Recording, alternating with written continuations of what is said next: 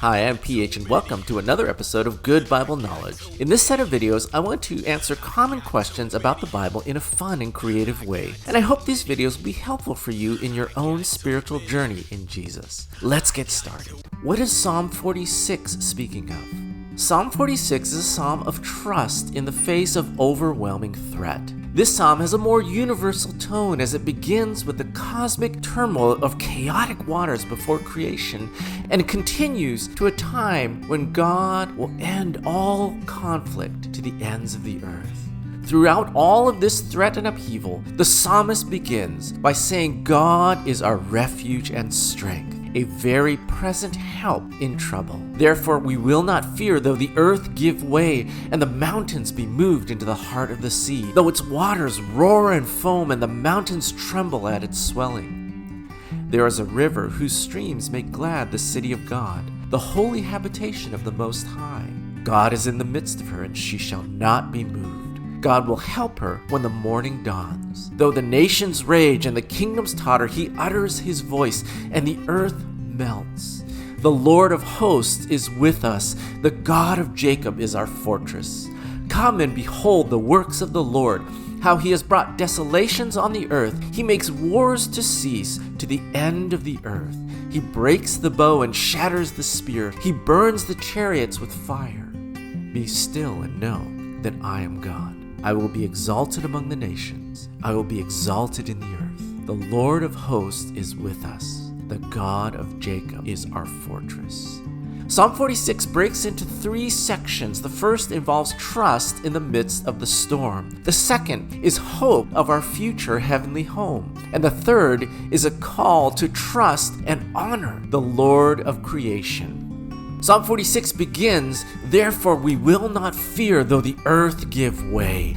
In verses 1 through 3, the psalmist paints a hyperbolic picture of the very foundations of creation being threatened. And even amidst the most certain destruction, the psalmist claims a confident trust in the protective strength of God, which is described as a secure refuge, an impenetrable fortress, and a help that is always present. The next section of the psalm, starting in verse 4, radically shifts from a picture of primordial chaos to the calming image of a well-watered city. It speaks of a tranquil river which stands in contrast to the raging storm, and the streams of this river bring life and joy to all the residents of the holy city. This city is called the City of God. In the Old Testament, this would be understood as Jerusalem. In our time, this city is anywhere where God's people are present.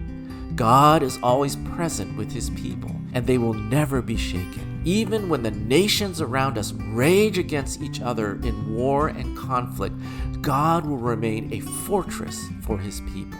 In the third and final section, this majestic psalm concludes with an invitation for all creation to come and see the works of the Lord and put their trust in the one who will make wars to cease and bring peace to the entire earth.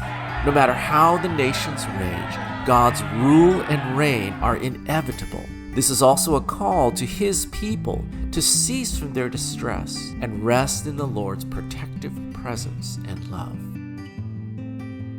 When the time came near for Jesus' arrest and crucifixion, Jesus said these words of assurance to his disciples in John 16. He warned them that to be a follower of Jesus meant they would experience many trials and struggles. He said they would be put out of the synagogue, they would be scattered, that people will seek to even kill them. In all these things, Jesus said, "I have said these things to you, that in me you might have peace.